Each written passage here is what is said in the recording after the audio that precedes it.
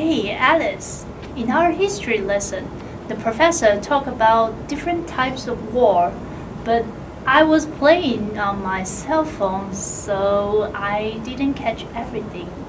He said, different causes? Yes, I can understand that, but what did he mean by different types? Well, the main idea is that wars can be different depending on why they are being fought. But aren't all wars fought for the same reasons? Resources or because a country attacks your country?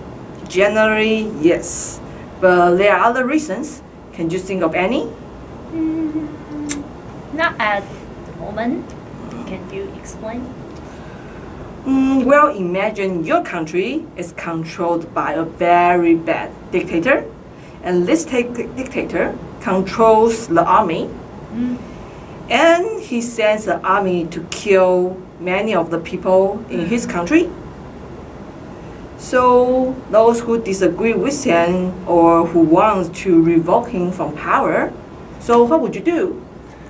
Probably nothing, because if he controls all the army and he's going to be very powerful, right?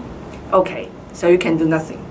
But would you ask for help from another country or from the United Nations? That's a possibility.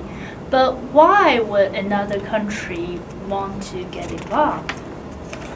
Well, there are many important reasons, ranging from likely a refugee problem to the possibility of that the war could spread to neighboring countries.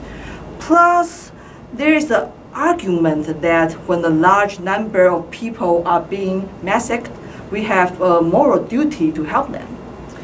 And then I suppose this massacre of thousands of people would be the good reason to invade the country.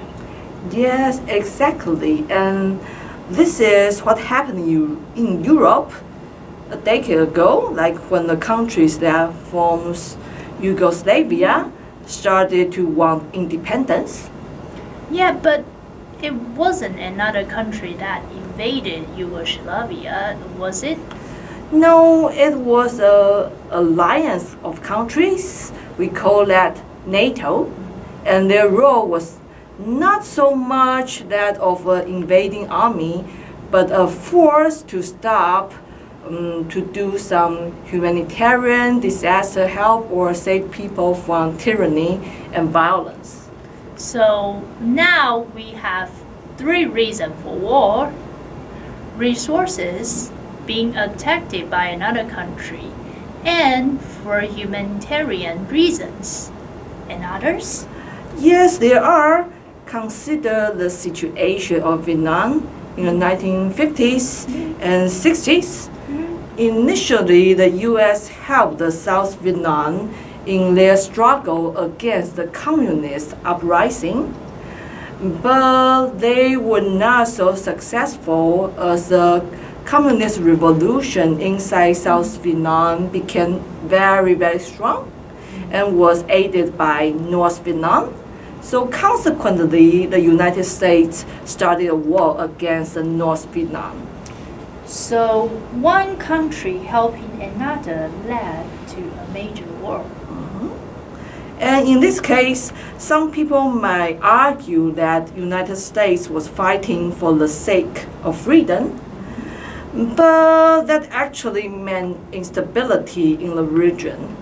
And as the fighting developed into a major war, it could be or have involved in U.S. relationships with China or with the Soviet Union then.